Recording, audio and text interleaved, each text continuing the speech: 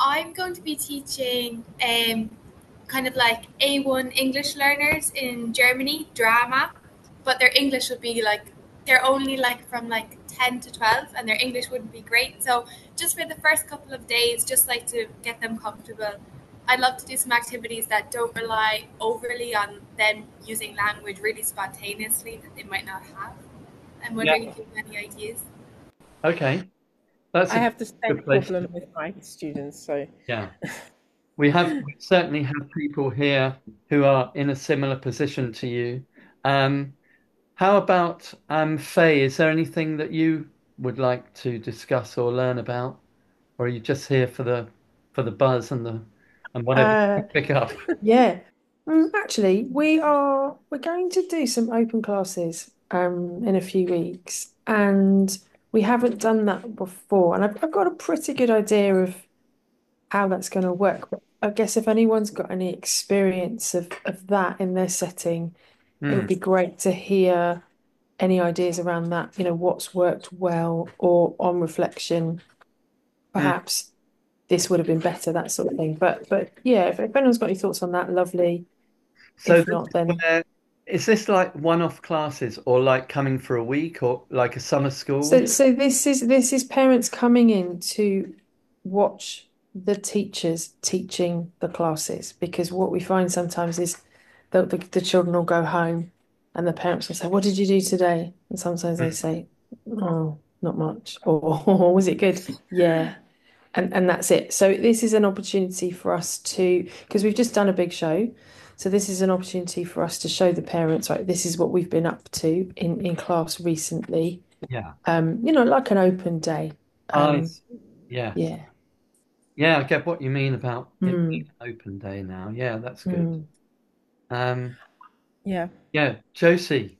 Yeah, I would basically choose a few activities that always work for you. Like you're training them for singing and dancing and everything. So you warm up with maybe a group thing, and then you do a voice thing, you do a little dance sort of intro, and Mm. maybe if you have a script, you do a little bit of a script, but you Yeah. don't actually read it part by part by part. You read it all together. It's called ensemble reading. You read it from punctuation mark to punctuation mark. But I don't know how old your kids are. Are they Mm, 8-year-olds mm. or are they 5-year-olds? There's a mixture. So there's three groups. So we've got star ones, 7 to 9, star twos, 10 to 12, star threes, 13 to 18.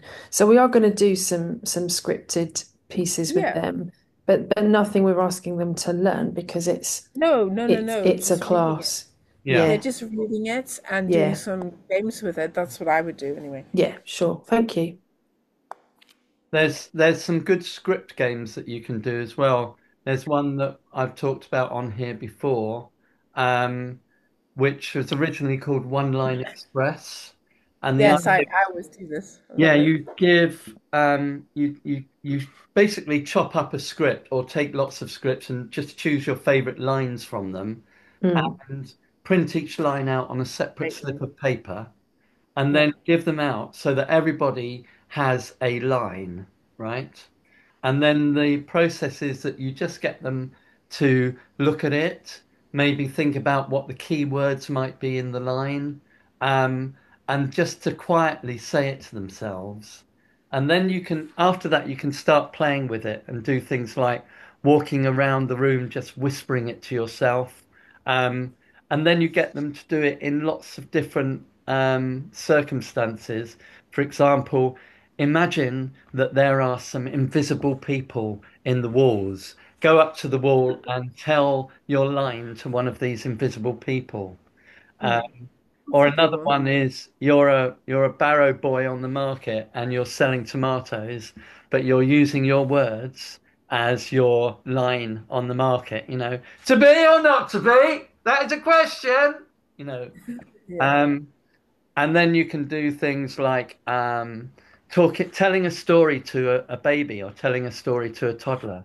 To be or not to be, that is a question. And just getting them to find so many different Yeah. ways of literally expressing one line, which is why it's Mm. called one line express. Um, and then after there's, you can just imagine lots of different characters and ways of doing that. Um, then there's a part to it where you get them to choose what they think is the key word in the line and to make an action to go with it. Yes. So in the line I just spoke, I might think not to be could be my key words, or I might think that is the question or question. And so maybe my action for question might be like hands out, like that sort of thing. And then you get them to say their line and to make the action on the word. So it goes to be or not to be. That's the question. So it's Yeah. really, really basic stuff. Um, Yeah. but a really fun ending for it that I've found is I divide them in when they've got like really confident with the line and they virtually know it off by heart. I divide the group into half and I say to them, right, this half, you are the audience. The rest of Yes. you are the winners of Britain's Got Actors, and you're in the semi-finals. And now what I want you to do, you're all going to deliver your line to the audience all at the same time together, but you've got to use your biggest body language, your biggest expressions that you can come up with. So they all stand there in front of the other half of the group and they're all going, to be or not to be, that's, whatever it might be. Yeah. Whatever it is. Um, Yeah. and then I say, well, yeah, that was all right. That was a great warm up. Let's try it. That was the rehearsal, obviously. Let's do it properly this time. All of that kind of stuff. And then I reverse it, and with the other half, I say, well, that was amazing, wasn't it? But you guys, you've made it to the final. So let's see. Britain's Got Actors, or whatever you want to. Anyway, do you get Yeah. the idea? Yeah, I do. Lovely. Thank you. That's a really nice game. And Thank you. Josie was wanting to chip in to that because she's used it a lot, and I bet Yeah. she's got something to add to that. Yeah.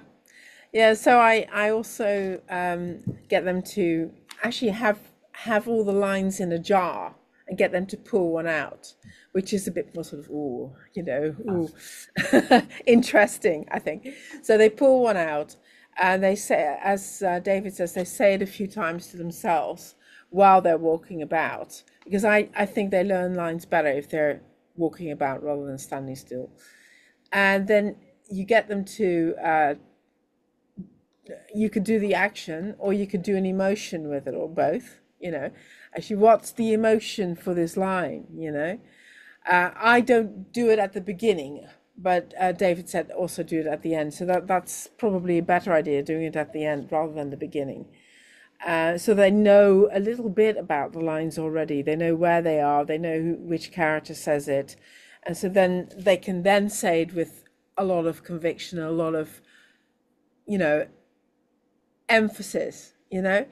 And yeah, that seems to work really well. They love it. You can do anything with that game, to be honest. You can Mm, get them. I have a parade in the end. mm, They say it together first, and then after that, I get them to walk across the stage one by one, and then they have to stand in the center stage, and say it really loud with a big yeah. body movement or whatever. Yeah. So, yeah, a couple of other things about this because it is a really good exercise. Yeah. You can just have lots of lines from different plays, or if you're about to work on a play, then obviously you could choose lines from that.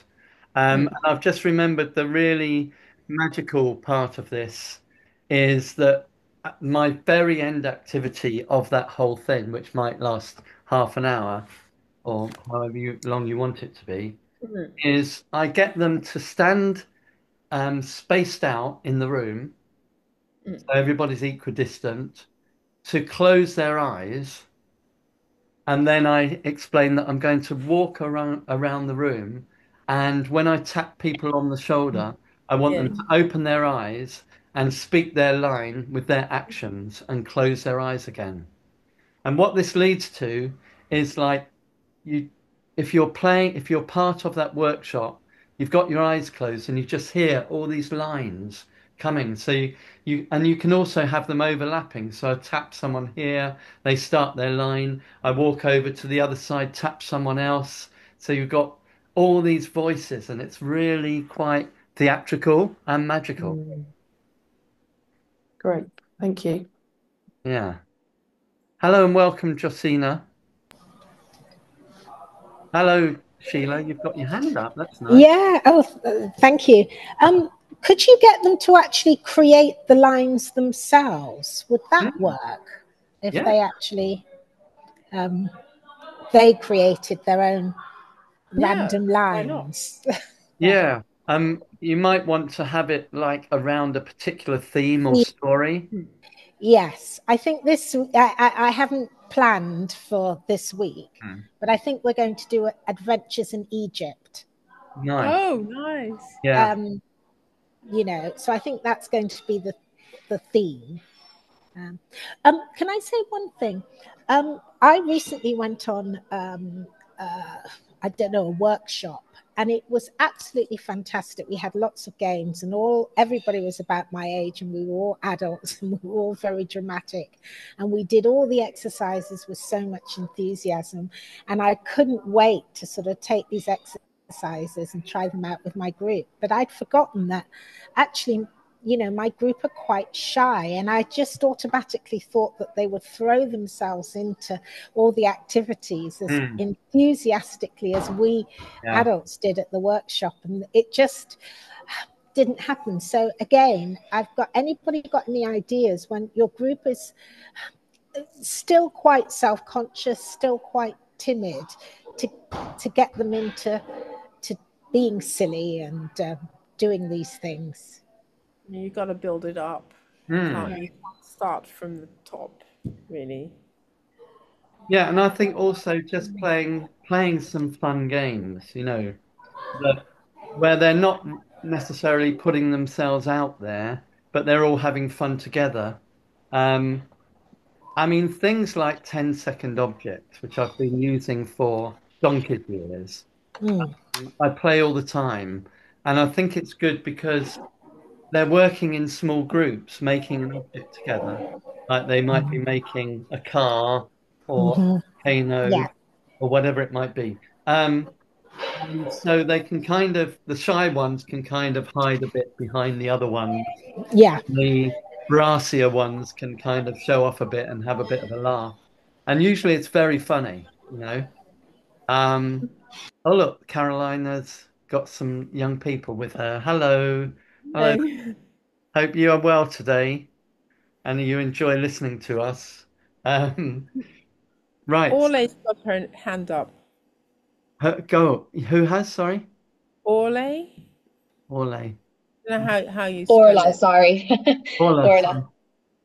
Hello. I Orla. just thought because I have a little bit of experience with shy children, especially with younger ones, I found that kind of finding out their interest and sort of basing a game or an activity around those interests Mhm. can really sometimes pull the kids out of their shell, Mhm. and they feel a lot more listened to. So, for instance, I used space as a theme one week, because I knew that in the previous week, a little girl who really was shy and struggling to get involved, um, was really interested in space, and I had kind of noticed it because she had like been doodling and bits like that onto her copy. And when I brought that to the table, she seemed to really kind of come out of her shell more and seemed to feel a little bit more, I suppose, heard and included in it as well. Mm. So sometimes it can also be the actual theme or topic at hand that can bring Yeah, them out. definitely. Yeah. Um, yeah, I think engaging students is really important and finding stories that they can identify with, um, and bring something to it. Yeah, that sounds really good advice. Um, so one thing that I've thought of as a suggestion, uh, and let's just see if, yeah, two ideas. So one is this game that I was talking about, which is called Scene from Your Life, which is a directing game, which we could do in breakout rooms and is a kind of prolonged exercise, could take about 20 minutes or more.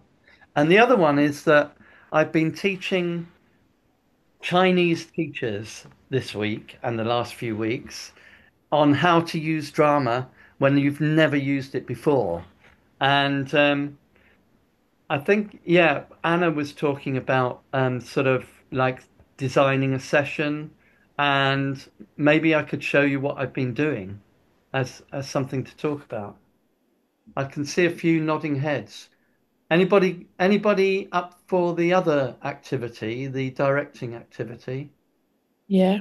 Well, okay. Well, let me just share with you my screen and show you a little bit of what I've been doing the last few weeks. And get rid of that page because that is no use to me at all.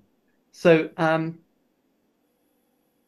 I've been working with groups of teachers who have come over to the UK. They are from China, from the state school system, and they've never heard of drama being used in schools before. So it's quite amazing to be in that position of telling them about drama and doing stuff with them. Um, and seeing their faces just light up when they realize the possibilities of what they could be doing that they've been missing in the past. So, I mean, this isn't a drama lesson, but this is like an introduction to drama.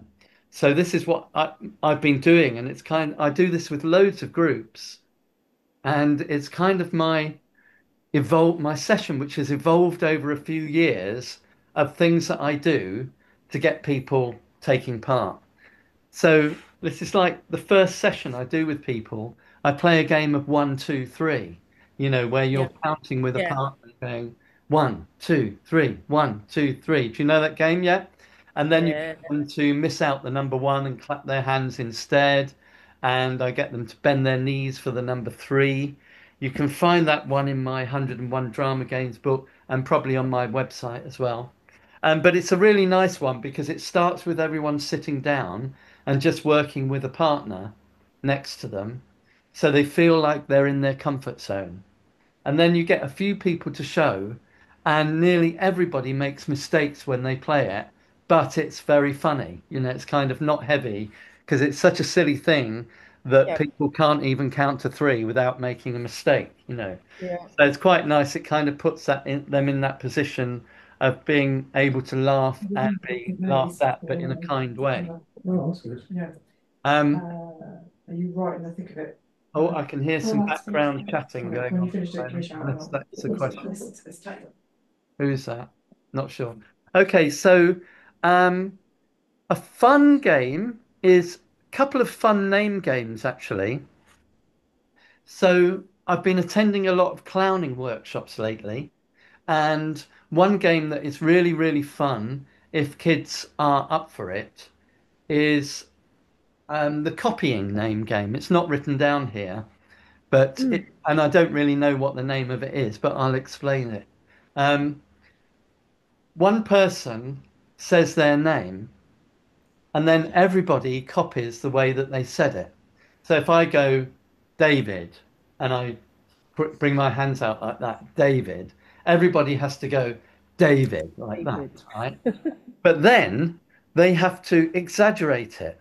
They have to repeat the process three times. So the first time they might go David. The second time they might go David. And the third time they might go David.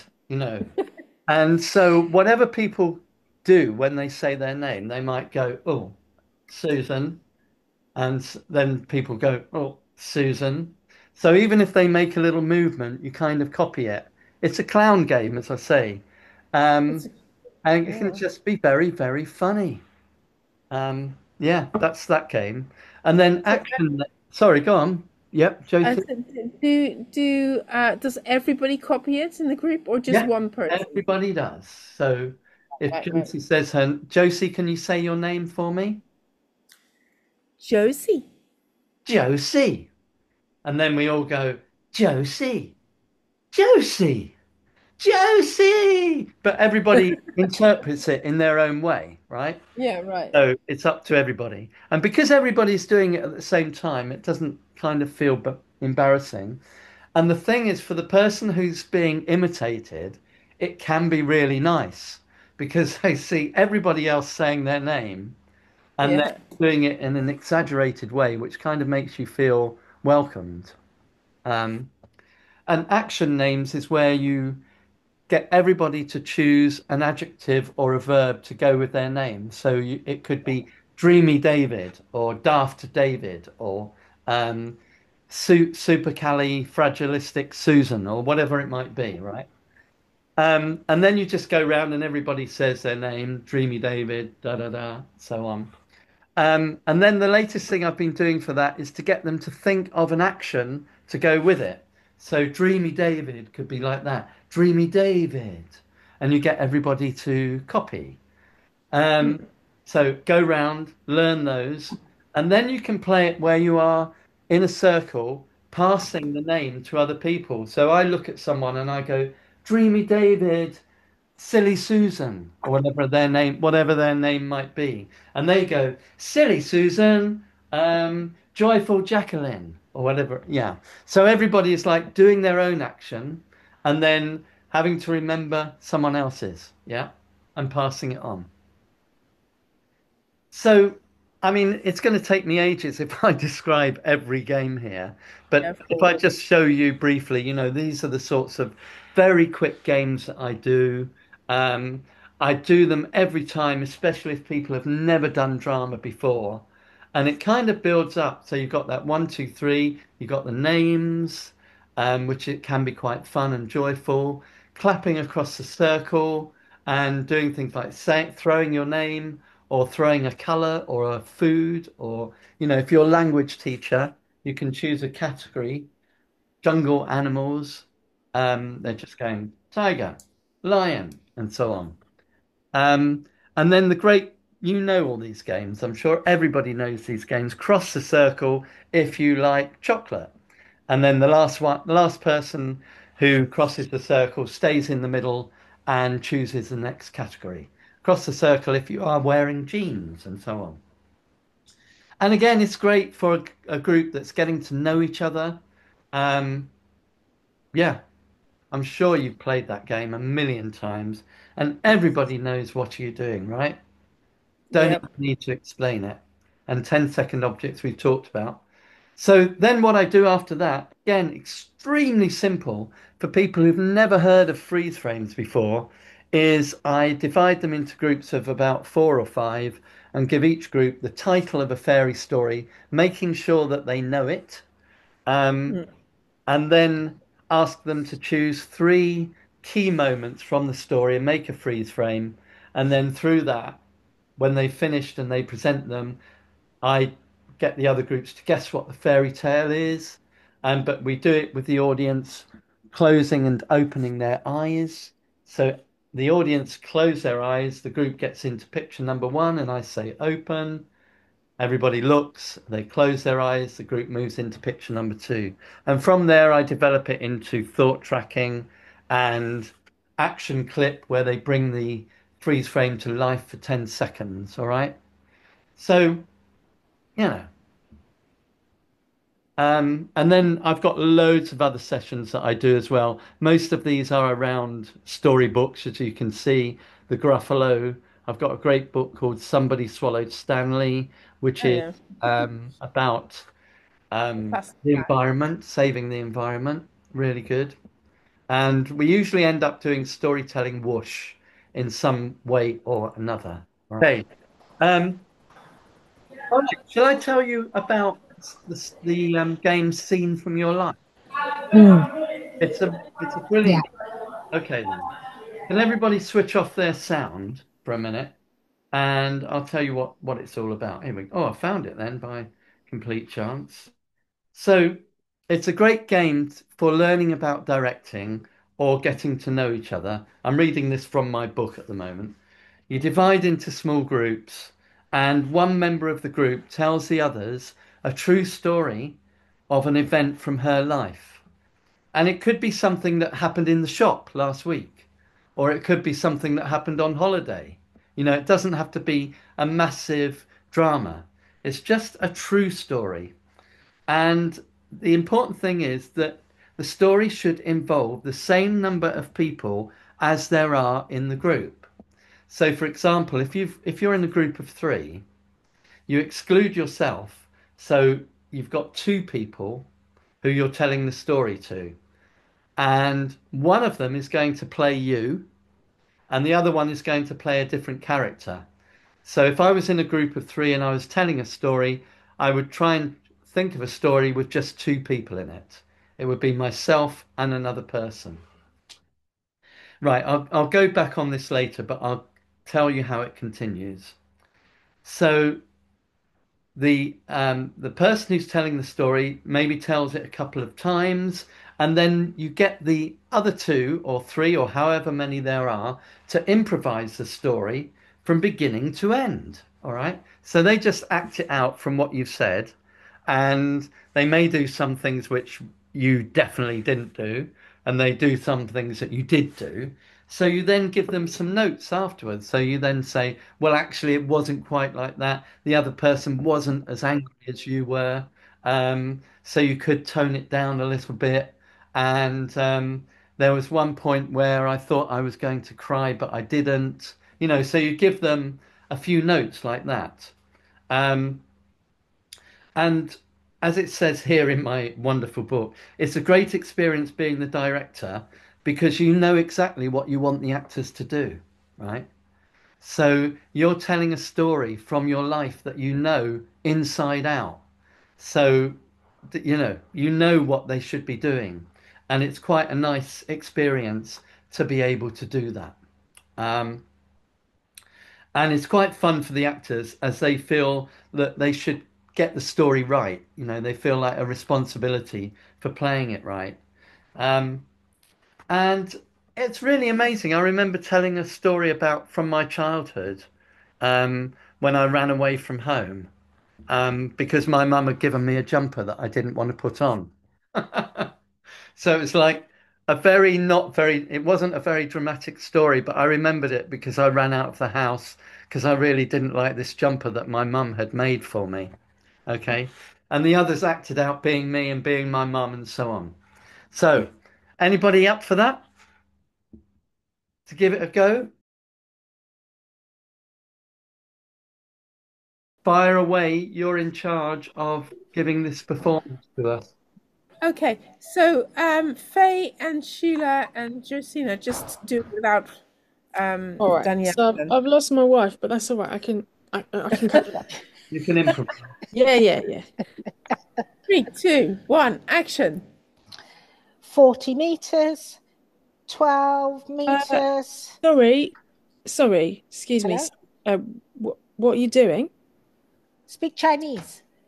I can't. I mean, I can, but not if you put me on the spot. What is it that you're doing? We're building a house, can't you see? Yeah, no, I can see. What are you doing? meters. What do you mean you're building a house? You can't build a house here. We can build a house here. We We've got are enough building houses a here. house here. We've got enough houses here. We are building a house right here in this spot here. No, you can't do that. A house. No. There's lots of empty flats over there. Why can't people just live in those? You can't build another house here. We don't want another house here. Excuse me. We have papers. We have permission to build a house here. I've never seen that. You don't need to see it. We have the permission. We put an advert up. For 1 month, you had to object. Nobody objected. And now the house is going to be built right here. I can't object to something that I've never seen. You can't build any more houses here. Where am I going to park my car? What do you mean? Where are you going to park? Where are people going to live? We need houses here. Yes, she's just said it. There's empty spaces here. You don't need to build another house. No. Lady, I am just trying to do my job here. No. We put the notices up. We put the notices up for 1 month. That was what we were required to do. We did that. Nobody objected. The house is going to be built right here, right now. I don't think so. I think we'll stop that, won't we? Yes, we will. Yes, we'll stop that. If we've got anything to do with it. Absolutely. And I didn't see that notice. I don't know where you put it, but it wasn't near our houses. The notice was on the board. The notice was advertised in the newspaper. Really? Well, I don't read Chinese. Well, then you should be made to speak our language when you come to our country. You must be joking. I'm not joking. You must be joking. How can I learn Chinese, love? Huh? You live in China. Well, I'm an English teacher. Nobody wants me to speak Chinese in my school. All right. Well, the notice was in Chinese. It would help if you could speak Chinese. Then you could have read the notice and then you could have objected. That's not really the point. The point is we didn't see it. So how can The we? point is, We I didn't. followed the law and the houses are going to be built right here, right now. No way. No way. Okay, Not I'm gonna going to stop you there, guys. That was brilliant. Should we give them a clap? Excellent. Real The heightened person, emotions there. yeah, the person playing me wasn't here. She'd have had to leave. So Yeah. So were you playing yourself in the end, Josie? yes, Right. yes. Okay. Yeah. So what was your experience like, Josie and group, of doing that? What? That's That was quite fun. interesting. It's quite interesting to act out a scene of someone, someone's real experience Mm, and have that person direct that experience. mm, I remember doing something similar at drama school. We had to write an experience, like a script that somebody else acted out, and it was quite interesting to see how someone else interprets Yeah. words, your emotions, your experience. And it was quite accurate, actually. I mean, Justina did a good job. You didn't see her, but she did a good job. And these Sheila and Faye did as well, and Daniela, who's also left. but it's almost edging into kind of drama therapy Mm. Yeah. territory, isn't it? In terms of, like bringing a problem to the studio and then breaking it down. But yeah, I think just in terms of having that experience of knowing a story and knowing how it should be told, and also for the actors, they can have complete trust in you because they know the story's true. They know it's real. So they're going to believe when you tell them to do things, it kind of gives a reason Yeah, for it. that's true. Yeah. Interesting. All right, well, let's go, because of time, let's go on to the other group straight away, please.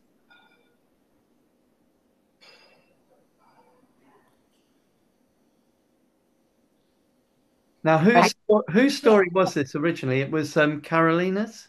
Yes, it was my story, something that happened at school last week, and the three of them are performing. One of them it's myself, and the other two are other teachers as well. Okay, fire away. Let's go for it. Okay, kids, let's make a circle. Okay, great. God, someone's in our practice space. Do you see that? Don't tell me this happened again. Hi. Hi, how can I help you? Well, you see, we are about to start our rehearsal with our IB students. Okay, great, but I'm already here with my kids. Oh, but did you book it? We booked it. Oh, I booked it too? Really? Yes, I think it's kind of misunderstanding. But anyway, we have come here first. I'm so sorry. That how they are with their instruments and everything. I really understand what's going on. But the thing is, the kids are about to present their final collaborative project exam. They'll be recording it and everything. So we really need the time to rehearse, you know? Yeah, I understand it's a very important. But what can I do? I have 18 kids here. What do you want me to do with them? What can we do? Maybe we can lend our room for a couple of minutes or something for you. Divide the time up. Okay, how about you will go and find another room and to rehearse there. And then in 20 minutes, you can come back to this hall, and record your performance. Yeah, does that sound okay to you? Yeah, could be. The thing is, the students are about to that's fine. Okay. Let's do that. Can there be just 20 minutes? Like, Yes, On the just dot. chat. Don't worry. okay. 20 minutes. First of all, the dates, right? Because maybe this will happen again. We really need to rehearse. For sure. Thank you. Thank you. Okay, thank you very much. That was amazing. And I saw the work being developed in the breakout room. So, what was it like for those people who took part in it? Masha and Anna and Carolina's friend. I'm So you're Carolina. Carolina. What's your friend called then? No, we are both Carolina. Our Oh name is no. the Oh, two of us. nice. Very helpful. I'm useless with names, so perfect. Carolina and Carolina. So yeah, what about Masha? Give us some feedback. What was it like for you? It was interesting because I usually don't work with kids, and for me it was something new.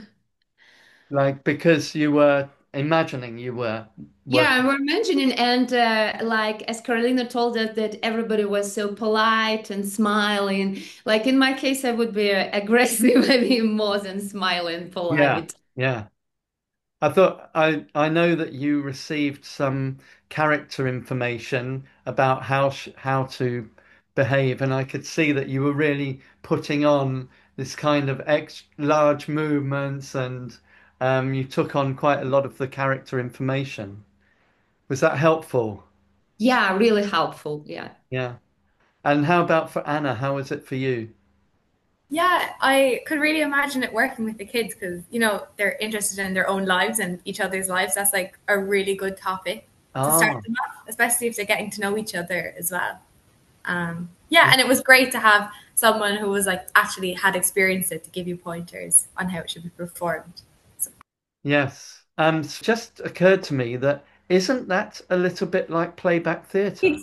Exactly. Yeah, it rings the bell. Of course, it's it Because reminded me. Mhm. Svetlana and I have been talking, and she's going to run a session on how to do playback theatre in October, right? Right? Or September. Or is it September? I Sorry, think I've got the date September. wrong. Yeah, Yeah. no, it is September. Mhm. I'm glad I got it wrong because you corrected me, Mhm. and I've got the date in the diary for sure. Mhm. Um, but yeah, that's interesting. Do you want to just? I wonder if you would like to say something briefly about playback theatre. Um, because that would be interesting to compare with what we did just now. Mhm.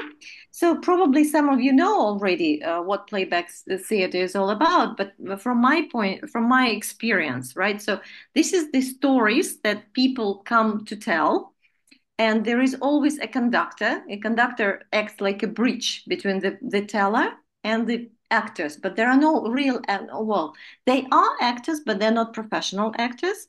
So there are usually four people who would be playing the teller and probably some other people who are involved in the story.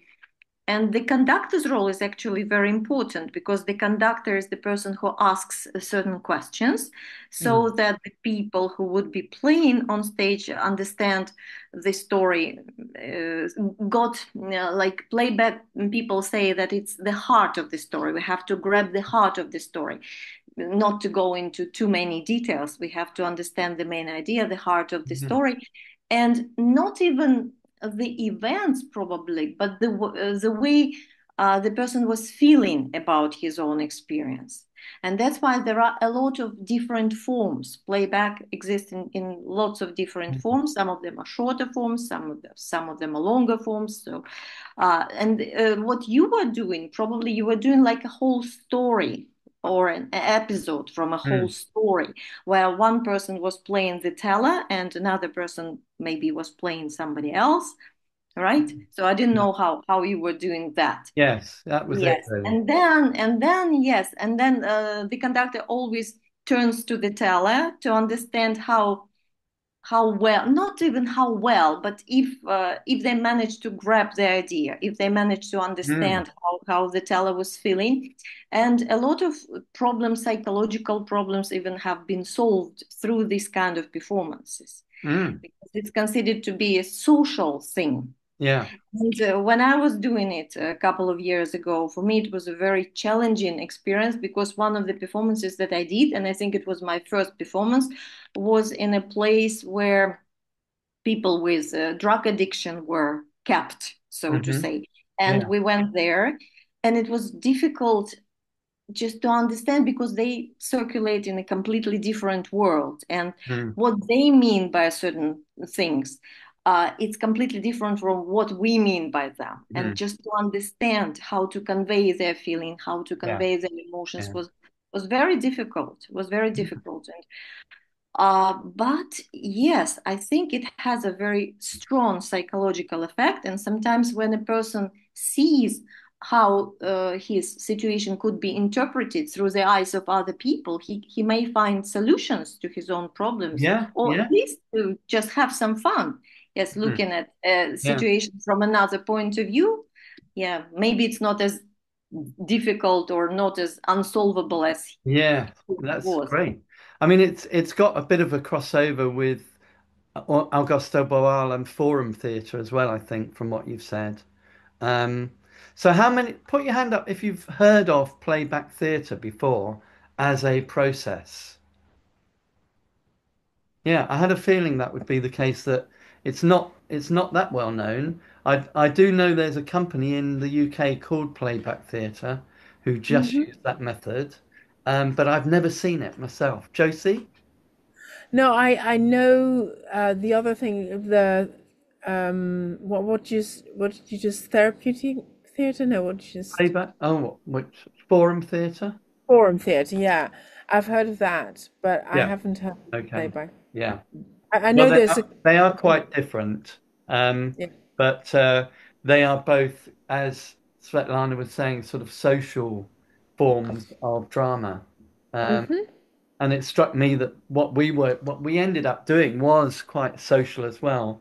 And as Anna said, it could help kids kind of look at their own Yeah. issues, um, and they might be well motivated to do that. I wonder if Josie and Carolina feel any different about their situations now they watch them being acted out. I mean, it got resolved anyway, and it was as I said, the guy died.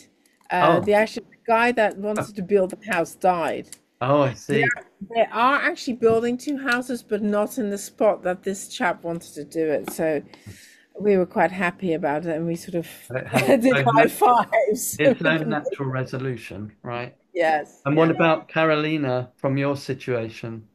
I think I really enjoyed watching it because in a way it became less dramatic than what I experienced at that moment. For me, at Mm. that moment, it was stressful, and it was like really trying to control myself to keep on being polite. So ease that tension that I remember from the experience. Mm. And can I just say something about the experience that you've shared about it, the playback theater? That here in Argentina, we have a lot of different theater groups using theater of the oppressed. And that's what Mm. you were saying, Yeah. Augusto Boal. So that's why we're really are using it also in schools, like an educational tool or theater Yeah. for, yeah. Yeah, of course you would do, as Augusto Boal was Brazilian, but I think he also worked in Argentina at one point as well. Yeah, so he'd be very well known around there. Well, we've had quite a different meeting to usual, and it's been really interesting for me. I hope everybody has got something good out of it. And we've tried to maybe answer a few questions and thoughts, but do come again. And our next three meetings, so our next one is in July, and we've got a person called Linda Lord coming, who has previously been a member of this group. And she's going to do a whole session about how to care for yourself if you are a drama teacher. And she works in kind of therapy as well as drama and storytelling. And she's like really, she's got some serious ideas to present about this I'm going to send out her information about it. I think that would be Great. amazing. And then to be exact, Svetlana, September, right? Not October. Svetlana in September, because we're not having a meeting in August, is going to Okay. talk about Playback Theatre. And then a friend of mine called Jamie Keddy, who I work with at the Nile School in Norwich, he's an expert on video storytelling. And he's going to run the meeting in October. And the way he works is he takes videos from the internet and then he tells the story of them and finally shows the video to kids or students. And it's kind of a reversal of the way that a lot of teachers use video, where they'll show a video and then they'll talk about it. So he's evolved this very unusual and successful way of working, which he calls video telling. Video telling. And I think it would be really useful for us to hear, and that there's quite a lot of possible drama crossover with that as well. So we'll look forward to that. Anybody want to make any last questions or put questions or last comments or anything else? Just wanted to say thank you. That was really fun, and Yeah. thank you very much, everyone. Thanks for coming, Faye. Thank you. Pleasure. I will be back. Nice to see Great you husband. and seeing you acting out as well. Really good. It was really. We sometimes struggle with the time to meet, so it's very nice, and we're looking forward for the next one and to make it possible. Okay, that's brilliant. Thank you, Carolina and Carolina. I just want to say thank you, David. It's been really useful, especially on my journey of just starting my drama group and everything. And I found it really invaluable and useful coming to these sessions. So thank you very much. Thank you. Well, it's also good for me to hear about your journey. You know, each week you tell us a little bit more about what you're doing. And Sheila works in a museum setting, which is quite different from most of us. Yes. She's bringing drama into museum education and museum appreciation, which I think is really interesting. But all of us have got a unique kind of take on things. Anna, I wish you all the best in Germany. Thank you. Thanks very much. It's Feel been good. really helpful as well. Yeah, I hope it all goes really well. And do email if you've got any questions or, want to know a bit more. Okay, guys. Thank you. Okay. Thank you so much for coming. Bye.